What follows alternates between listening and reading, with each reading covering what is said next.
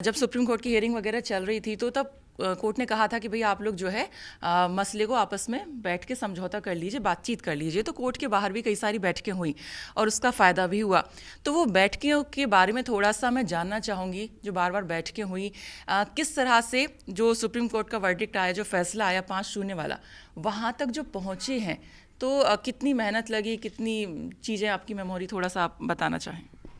देखिए, तो माननीय उच्चतम न्यायालय के न्यायाधीशों द्वारा दोनों पक्षों से आग्रह किया गया था कि दोनों समुदाय के जो पक्षकार यहाँ पर हमारे सामने आए हुए हैं वे लोग एक बार बैठें, और हम अच्छा समझते हैं कि हम फैसला दें, उससे अच्छा है कि आप लोग आपस में ही कुछ तय कर लें।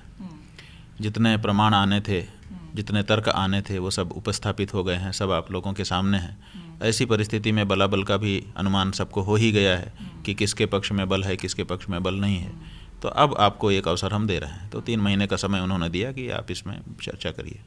तो फिर उसके बाद फिर उनकी पहल पर चर्चाएं शुरू हुई, कई बार बैठकें हुई और बहुत सारी बातें हुई।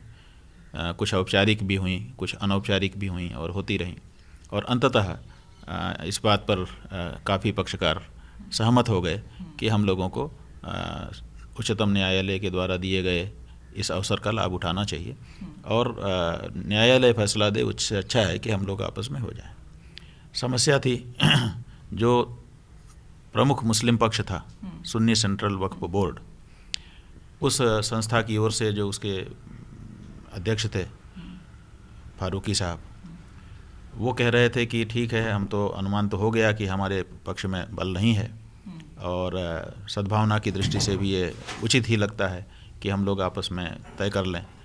हम जो हमारा दावा है उसको अपने ओर से छोड़ने के लिए तैयार हैं, लेकिन हमारी सुरक्षा का क्या होगा? हमको, अगर हमारे समुदाय के लोग अगर हमारी बात को न समझ पाए और उन्होंने हमारे ऊपर कोई आक्रमण किया तो उसके बारे में हमारी सुरक्षा की समस्या है। उस बारे में फिर न्यायालय को अवगत कराया गया। जो 3 मध्यस्थ बने हुए थे, उन 3 मध्यस्थों ने लिखा पढ़ी की। इस पर काफ़ी समय जाया हो गया, क्योंकि उन्होंने एक ये प्रश्न उठा दिया था कि अगर हम कोई समझ बना लेते हैं और दावा छोड़ देते हैं तो हमारे ऊपर अगर आक्रमण हुआ तो हमारे और हमारे परिवार की सुरक्षा का क्या होगा। तो इस पे काफ़ी समय बीत गया, जिसके कारण देरी हुई। फिर उस अंततः सुप्रीम कोर्ट ने कहा कि नहीं, ये सुरक्षा की जिम्मेदारी दी जाएगी और हम स्वयं आदेश करते हैं कि इनको सुरक्षा दी जाए। तो वो आदेश हुआ, फिर उनको सुरक्षा प्रदान की गई, और उसके बाद फिर उन्होंने एक समझौता किया और कहा कि हम अपना दावा छोड़ रहे हैं।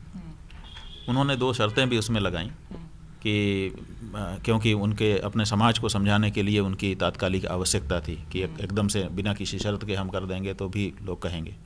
तो ये हमारी इस समय की मजबूरी है, उसको मानते हुए इसको रखा जाए। तो उनका कहना था कि अभी ठीक से हमको याद नहीं है, लेकिन 2 शर्तें उसमें रखी गई थी। और फिर उन्होंने ये पंक्ति लिखी थी कि हम अपना सारा दावा, जो भी हमारी बात थी, वो सब वापस लेते हैं और पूरी तरह से हम हिंदुओं को ये समर्पित करते हैं। तो वो जब सुप्रीम कोर्ट में चला गया समझौता, तो वहाँ पर जो पहले मत का विभाजन था न्यायाधीशों के बीच में, तो फिर वो ख़त्म हो गया। क्योंकि अब जब मुख्य पक्षकार जो मुस्लिम पक्ष से थे, जब उन्होंने ही कह दिया कि हम अपना दावा इस स्थान से छोड़ रहे हैं, तो फिर कुछ बचा नहीं। तो इसीलिए फिर 5-0 से ये निर्णय आ सका।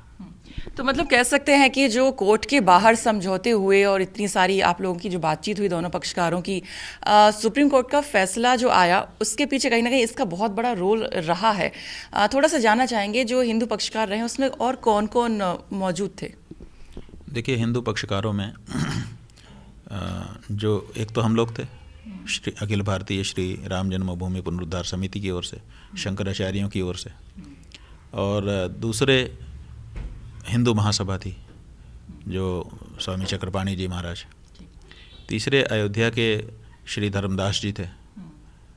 तो ये मुख्य हिंदू पक्षकार ये थे। बाकी कुछ पक्षकारों ने इसमें हिस्सा नहीं लिया। उन्होंने कहा कि हम कोई समझौता नहीं करना चाहते हैं, हम तो बात नहीं करेंगे। तो उन्होंने फिर नहीं लिया। इसी तरह से कुछ मुस्लिम पक्षकारों ने भी इसमें हिस्सा नहीं लिया, लेकिन जो मुख्य पक्षकार थे, जो आपने बताया, हाँ, 3 हिंदुओं की ओर से और उधर से सुन्नी सेंट्रल वक्फ बोर्ड।